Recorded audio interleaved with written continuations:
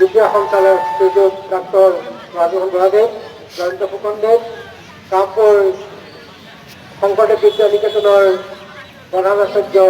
ডমৰু বিদ্যালয়ৰ অধ্যক্ষ প্ৰমুখে শিক্ষক মণ্ডলী, কামপুৰ মহাবিদ্যালয়ৰ বিভিন্ন অনুষ্ঠান প্ৰতিষ্ঠানৰ আজি এই পবিত্ৰ স্থানত উপস্থিত থকা অৱসৰপ্ৰাপ্ত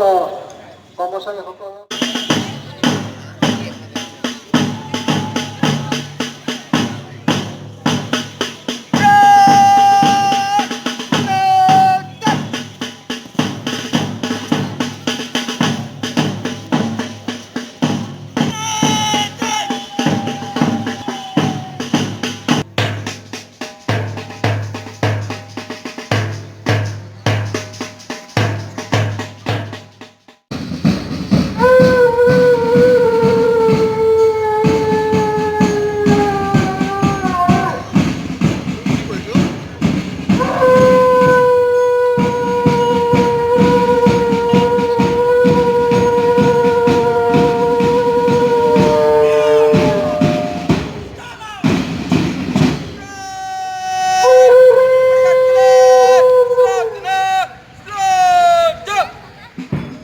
মহামানৱ মহাত্মা গান্ধীকে আদি কৰি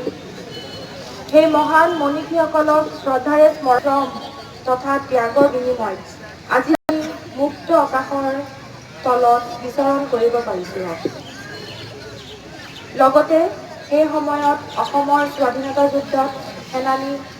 শ্বহীদ কুশল কোঁৱৰ, যোগেশ্বৰী ফুকননী, কনকলতাৰ লগতে আমাৰ কামপুৰ অঞ্চলৰ মুক্তিযুঁজাৰু মৃত্যুঞ্জয় নায়ক স্বৰ্গীয় ক্ষুদিৰাম বৰা, স্বৰ্গীয় মাণিক বৰা, লক্ষীপ্ৰসাদ গোস্বামীকে প্ৰমুখ্য কৰি সকলো মুক্তিযুঁজাৰুসকলক আজিৰ এই পবিত্ৰ ক্ষণত